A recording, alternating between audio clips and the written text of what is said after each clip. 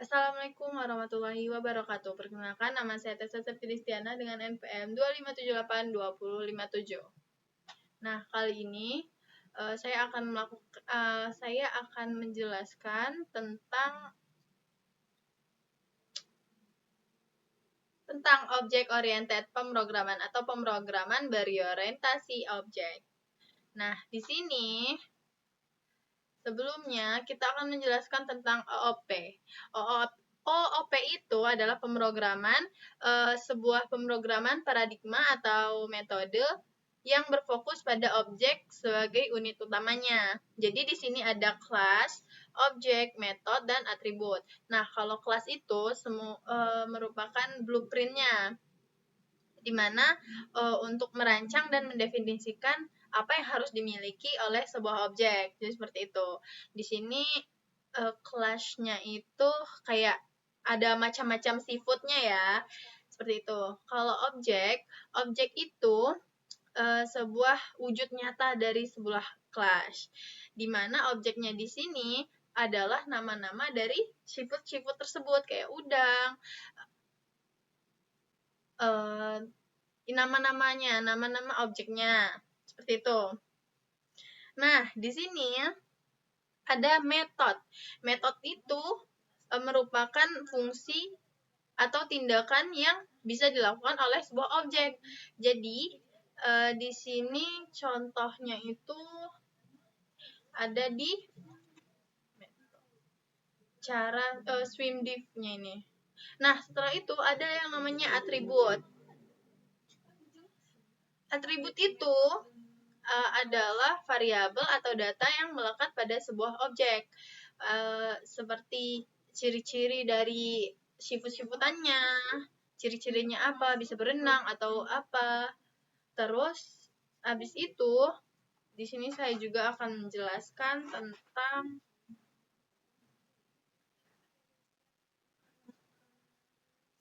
inheritance. Nah, apa sih inheritance itu? Inheritance itu sebuah konsep yang dimana sebuah kelas dapat menurunkan atribut dan metodenya kepada kelas lain. Seperti kelas yang menurunkan disebut sebagai parent class atau superclass, sedangkan kelas yang menerima turunan itu disebut child class. Jadi parent class itu yang menurunkan dan child class itu yang menerima, seperti itu. Oke. Nah, setelah itu di sini tadi sebelumnya tadi di penugasan video hands-on ini, kita akan menjelaskan progres mini project yang sudah saya buat dan berikan penjelasan sebagai menunjukkan contoh program bebas secara hands-on mengenai OOP dan inheritance. Jadi tadi udah pengertian OOP dan inheritance-nya. Terus kita di sini, bagian ini kita diperintah untuk membuat sebuah pemrograman yang menjelaskan tentang OOP dan inheritance. Jadi langsung saja, sebelumnya saya akan membuat programnya di mana kita akan memasukkan kelas.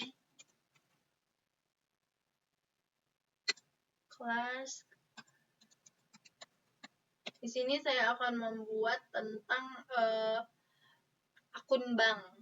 Seperti itu.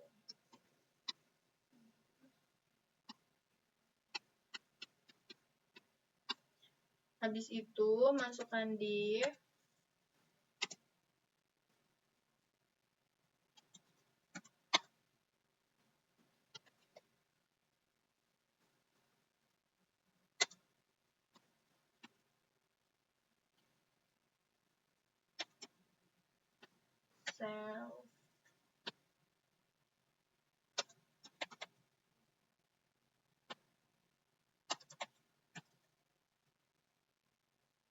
Nama, kita masukkan nama dan gaji. Setelah itu kita masukkan self-nya,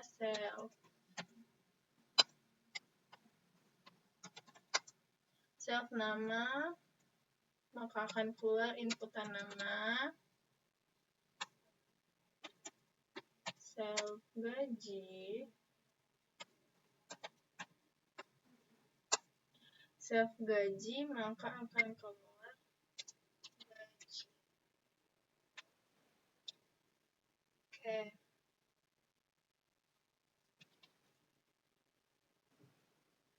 Self di sini kan kita membuat div init self nama dan gaji, di mana itu tuh disebut menjadi sebuah atribut atau menjadi tempat untuk menyimpan data nama dan gaji ke dalam objek seperti itu, untuk sebuah objek yang diciptakan. Sedangkan self nama dan gaji ini adalah atribut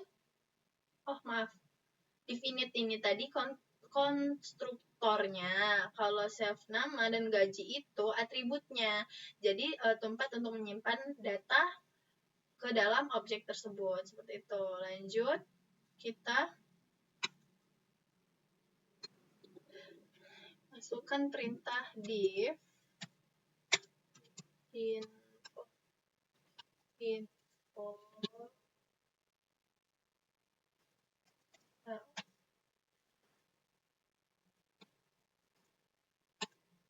div info self. Kita masukkan printf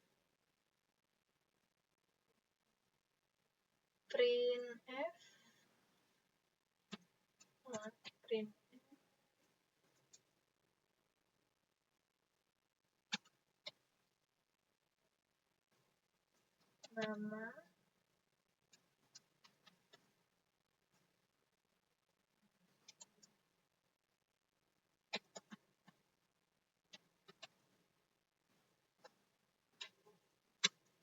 kita masukkan perintah print lagi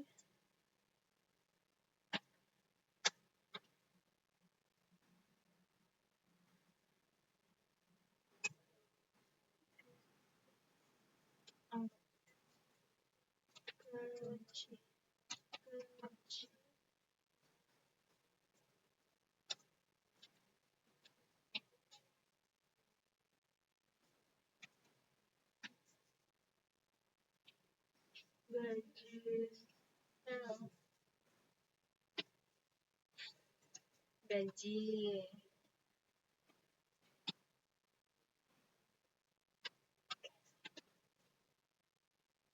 Nah, kalau di bagian div info self ini, itu tuh adalah metode dari sebuah aksi atau fungsi yang di dalam kelas untuk mencetak informasi dan data karyawan tersebut.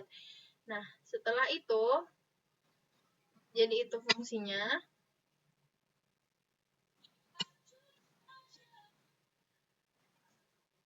Terus, untuk ini kita akan memasukkan kelas lagi. Kelas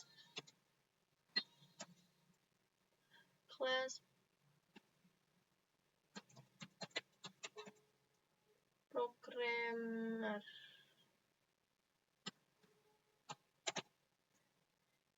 Programmer itu dia itu karyawannya ya, karyawan.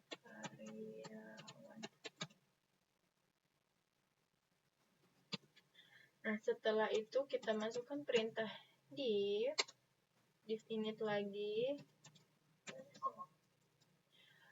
div init self. Kita masukkan yang seperti tadi, nama, gaji. Nah, kalau di karyawan ini kita masukkan skill. Setelah itu kita masukkan super.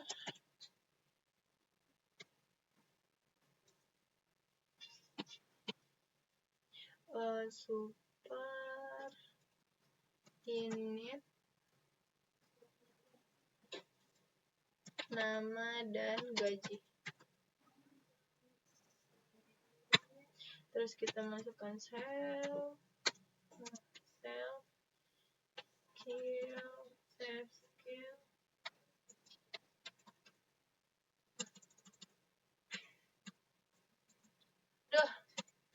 Self skill sama dengan skill.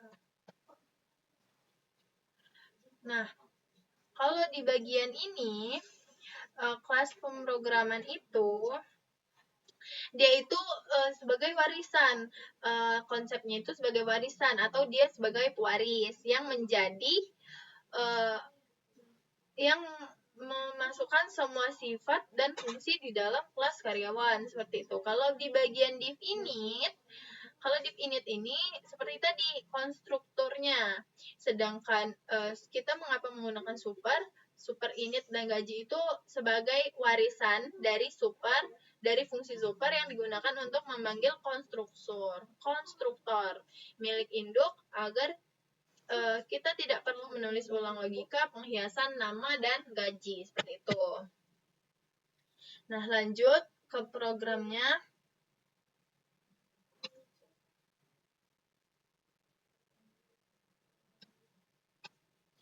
Div, kita masukkan div info. Div info self.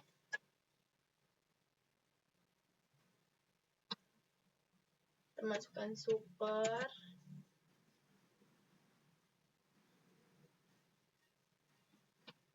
Info. Super info. Kita masukkan perintah print.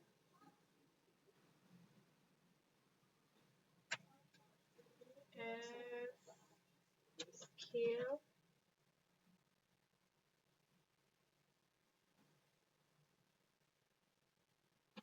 Oke. Kita masukkan perintah cell. Skill. Seperti itu. Nah, kalau untuk bagian self skill ini, di bagian ini, itu tuh dia sebagai atribut tambahan yang hanya dimiliki oleh kelas dalam programmer, seperti itu. Jadi ini hanya sebuah atribut tambahan. Nah, langsung kita lanjut ke kita masukkan perintah nama nih. Nama sama input namanya.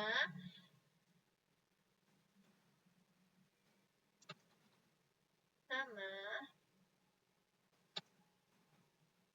Terus abis itu kita masukkan juga gaji. Input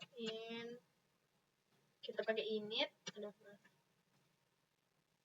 Integer berarti input.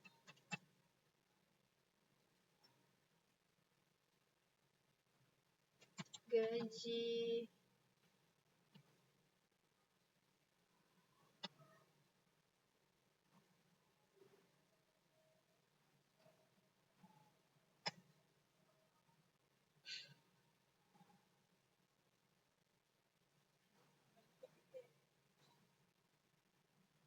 Gaji, oke.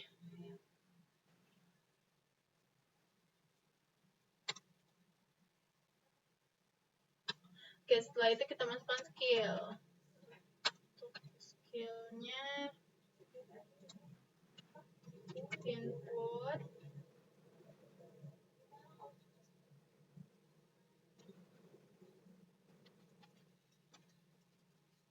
skill. Gitu.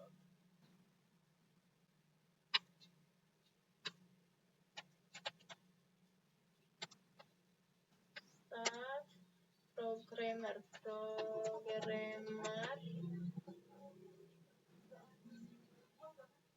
nama, terus masukin gaji. Habis gaji kita masukkan skill. Nah, kalau untuk di bagian ini, di bagian nama, ini nih sebagai div info. Nah, div info ini tadi kan udah ya, dia itu sebagai metode override-nya, di mana super info itu tuh dia memanggil fungsi info milik dari induk terlebih dahulu untuk mencetak nama dan gaji, kemudian dengan cetak skill. Habis itu Ini masuk ke dalam implementasi sebuah objeknya, di mana ada nama input skill, terus nah dari nama sampai skill ini dia itu berfungsi untuk mengambil data dari user melalui terminal agar program bersifat interaktif.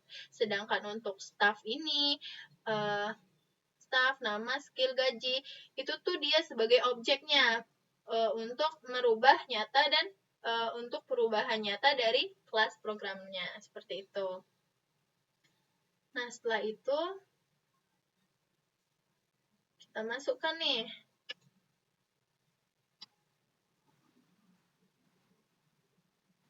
while true, print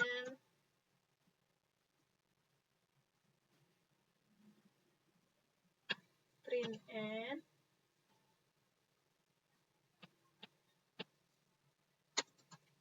no. Habis itu kita print 1. Satu ini kita bikin tampilkan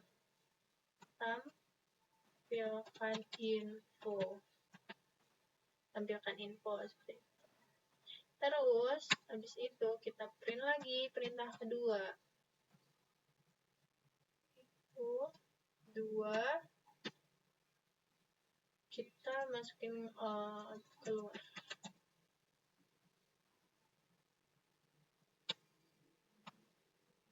Terus di sini kita masukkan pilih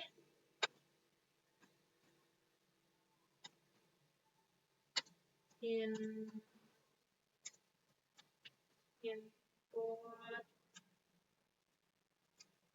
pilih 1 sampai 2.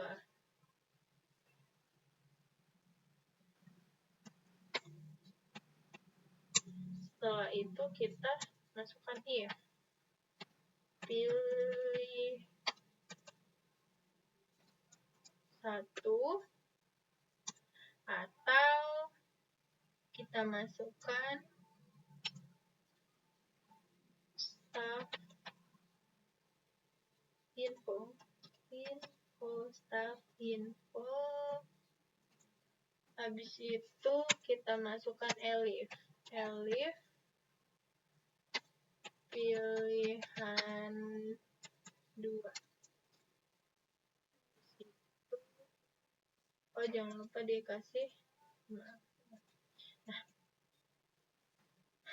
habis itu kita masukin perintah print. Selesai.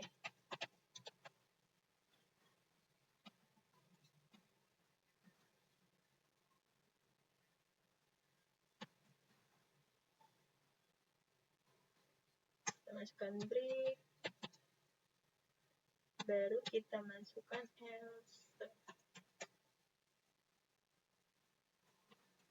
else-nya itu print.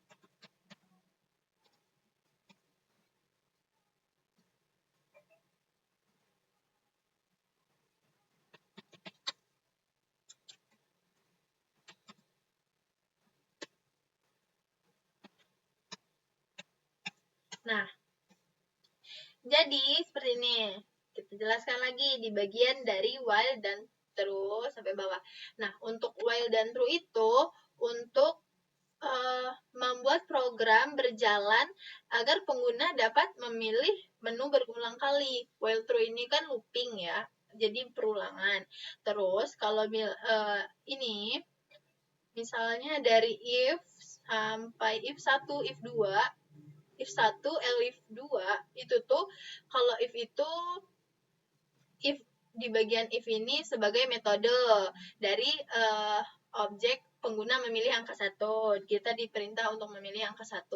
Kalau untuk kedua, kita itu break atau selesai. Kita selesai untuk menggunakan programnya. Jadi coba untuk kita running. Kita masuk. Oh, ini. Kita cek. Kita coba untuk running Python.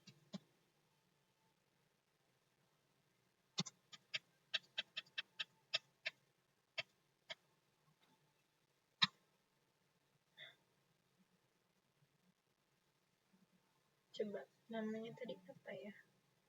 Oh, kita belum simpan. Oke, kita ulang lagi untuk coba running. Self nama gaji. Div initnya. Oh, ada kesalahan di bagian ini.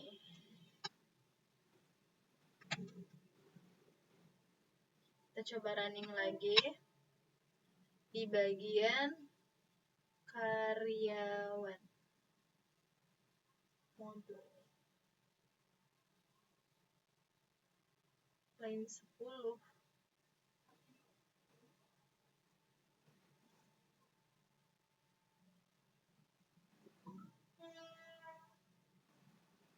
Line 10. Programmer karyawan.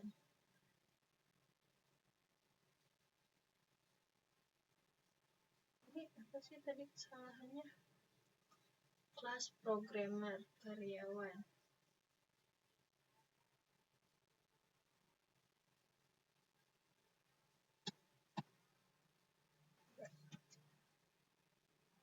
So, kita coba lagi. Nah, seperti itu. Kita masukkan nama. Habis nama, kita masukin gaji kita itu berapa. Misalnya 2 juta. Double skillnya nih. Skillnya kita masukin. Misalnya jadi programming.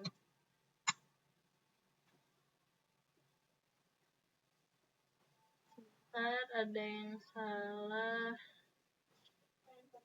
Bagian semester line 10. Kira-kira apa yang salah ini? Sama line 23. Line 23. Coba karyawan di unit gaji.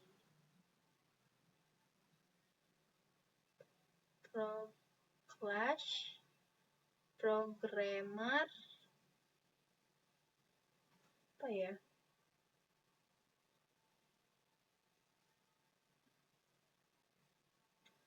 Coba.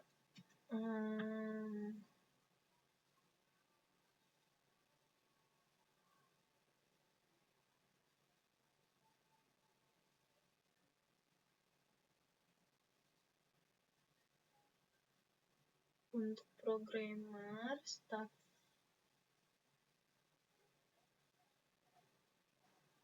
line berapa?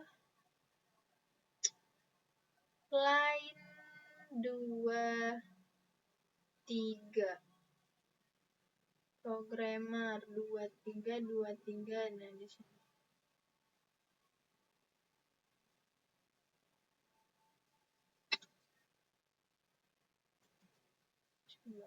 Coba untuk ini kita sebelumnya cek dulu untuk Python.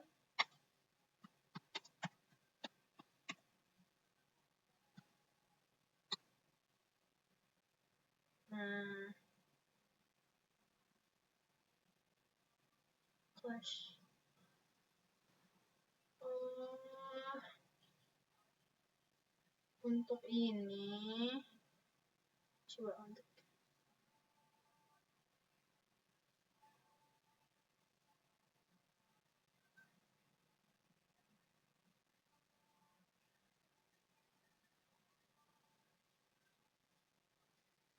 oh iya, bagian ini. Oke, sebentar. Pantes ada yang error. Barisnya yang salah.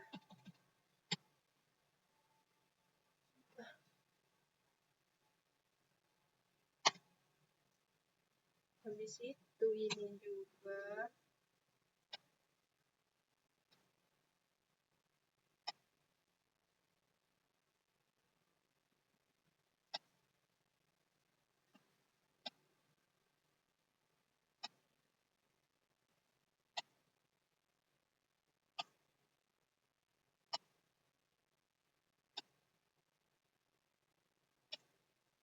sebentar.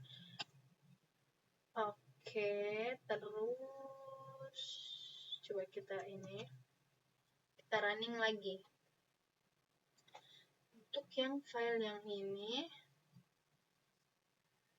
akun kelas ini kita hapus aja. Nah, kan jadi kita ulang cmd-nya. cmd writer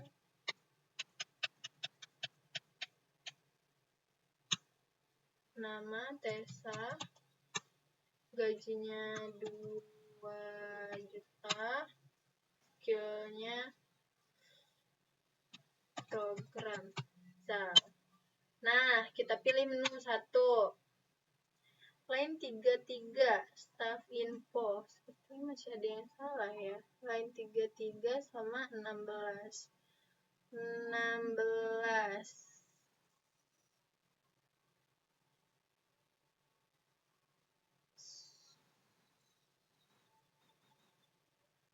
Kelas super info.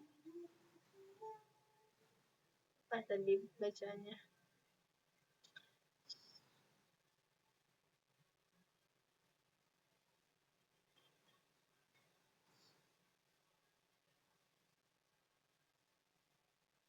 Staff info juga salah ya. Staff info.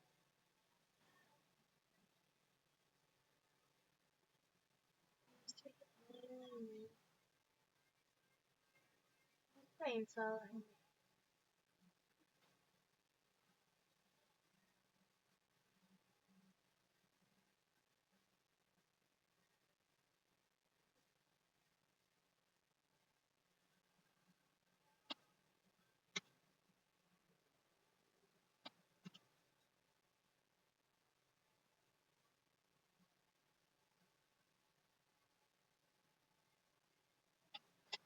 Sebentar ya, lagi acak-acakan. Terus di bagian ini coba kita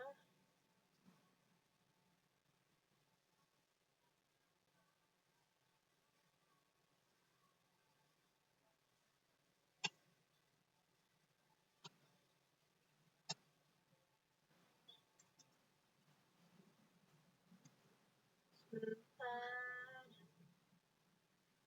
Oke, coba kita running lagi. Bismillah. Kita running lagi. Nama Tessa, terus gaji, skillnya program, pilih yang ke-1. Nah, seperti itu.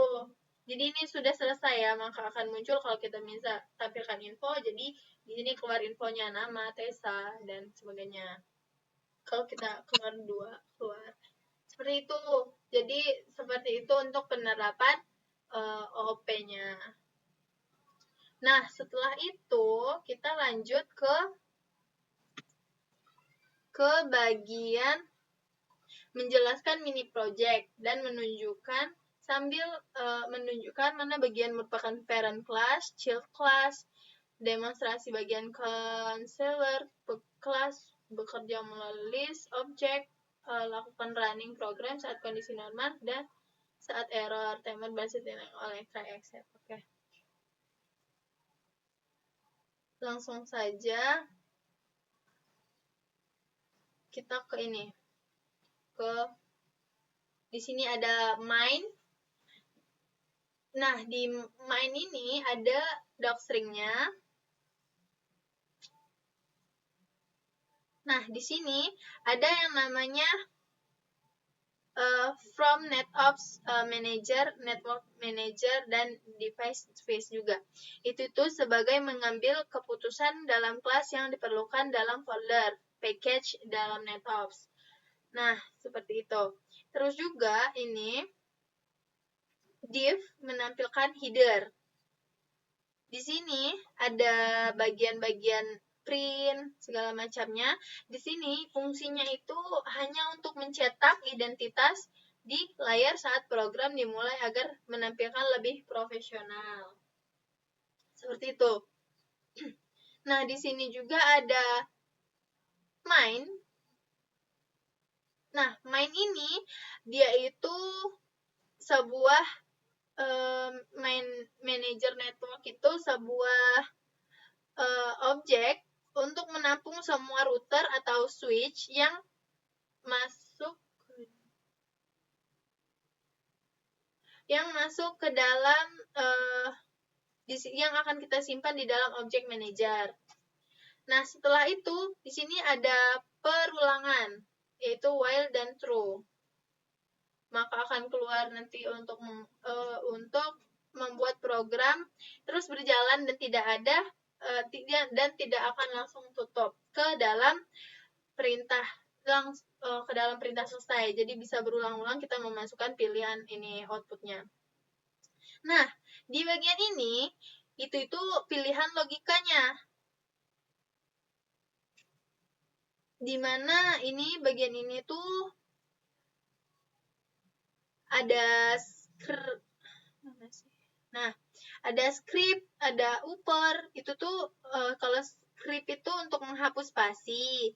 Terus kalau upper ini untuk mengubah nama perangkat menjadi huruf kapital, seperti itu kalau di bagian upper ini. Nah, setelah itu di sini ada perangkat bagian perangkat ini itu tuh gunanya untuk membuat objek pada router terbaru. Kalau manager itu tuh untuk memasukkan objek ke dalam daftar kelola yang kita kelola, seperti itu. Nah, di sini ada ini juga sama kalau untuk bagian yang kedua, seperti yang pertama tadi. Giliran di bagian ketiga, elif pilihan ketiga, di situ tuh ada untuk mengecek. Ini itu untuk mengecek dan memerintah manajer untuk menjalankan fungsi pengecekan. Seperti simulasi ping, oke, gitu. Nah, kalau untuk pilihan keempat, di sini itu untuk menunjukkan history yang sudah kita running sebelumnya. Sedangkan yang kelima, itu tuh untuk keluar dari pemrogramannya. Setelah itu,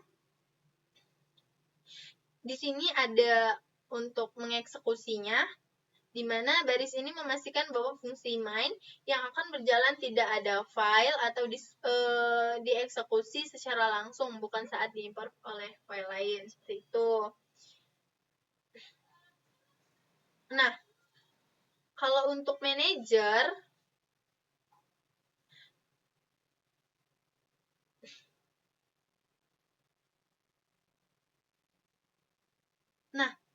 kalau untuk bagian device ini fungsinya untuk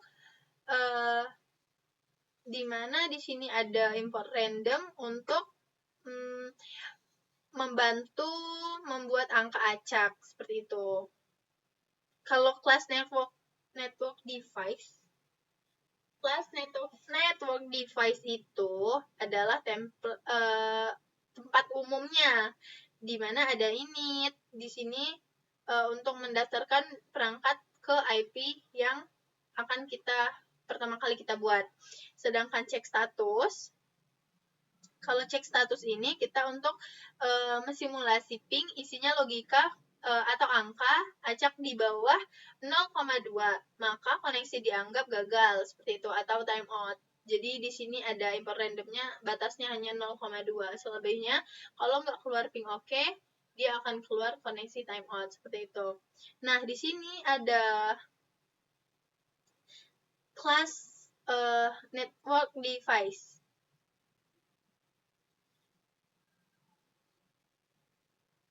Nah, network device ini sama seperti tadi.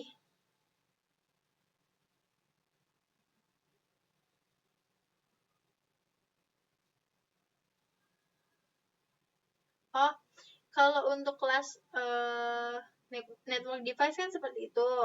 Kalau untuk router,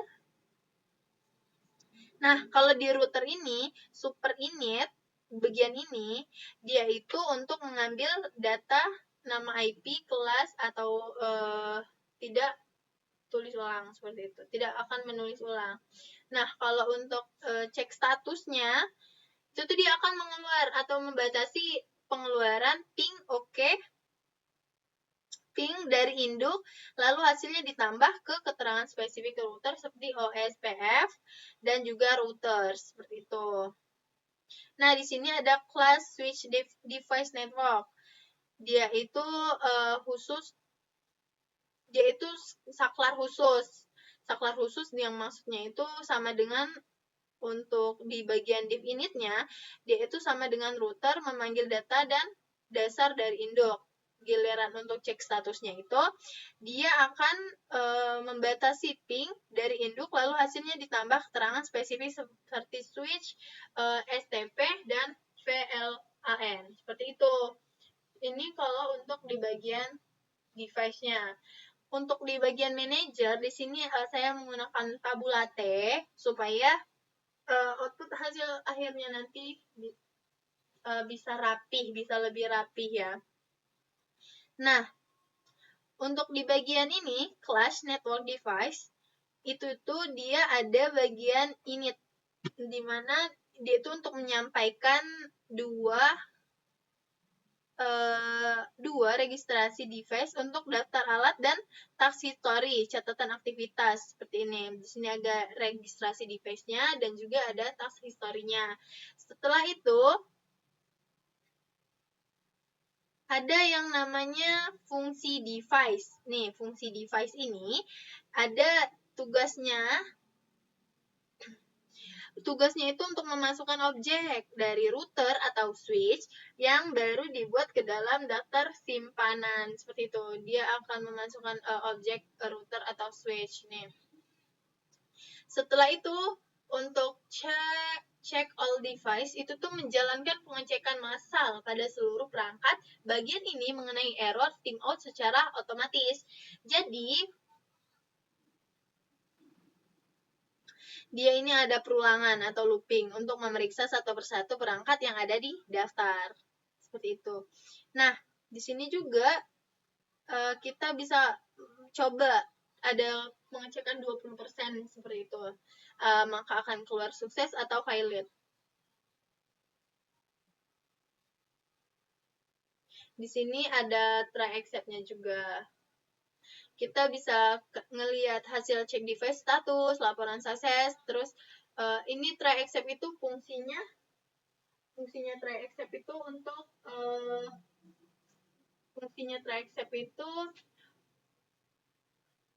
untuk menangani error yang ada di dalam program yang kita buat. Biar enggak mati total pas kita kalau menemukan errornya. Jadi bisa ngulang lagi, seperti itu. Nah, di sini ada history. History ini menampilkan riwayat 5 aktivitas pengecekan terakhir. Seperti itu. Ada 5 logika.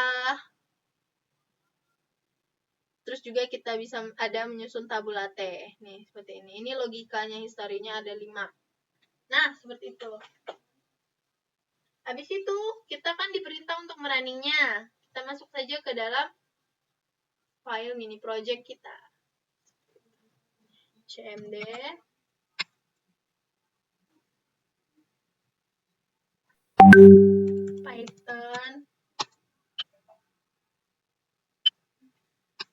Python min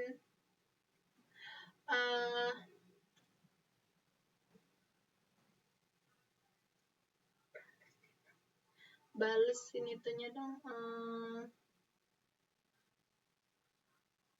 1.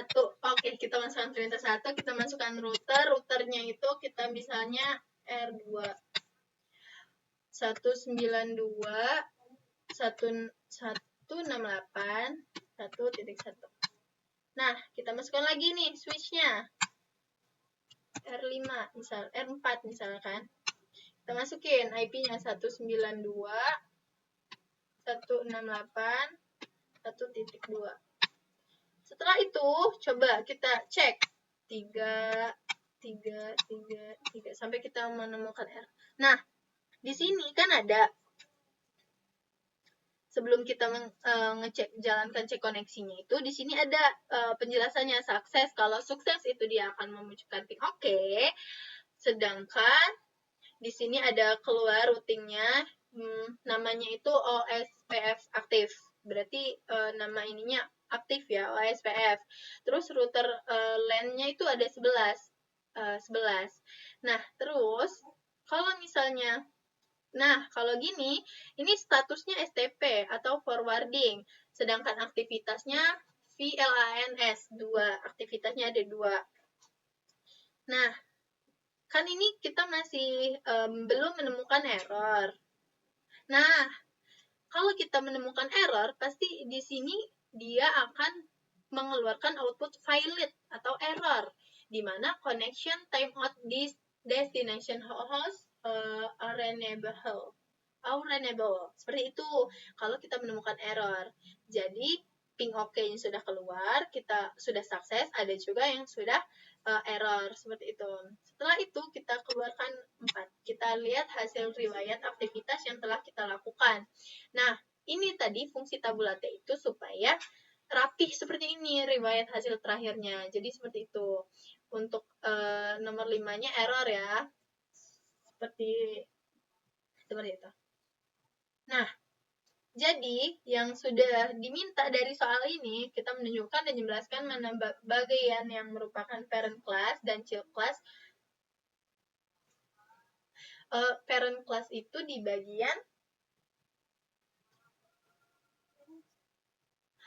parent class itu di bagian manager, sedangkan child class-nya itu di bagian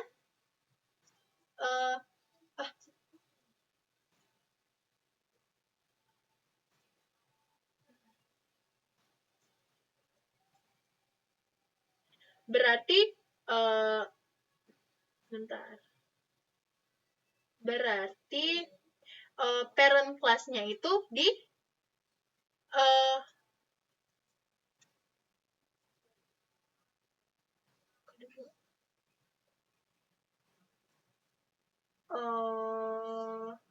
manager apa device? Nah, ini child apa tadi? Parent class ya. Parent class itu ini bagian router device. Terus kalau child class itu di bagian switch. Nah ya. Ini. Switch sama router.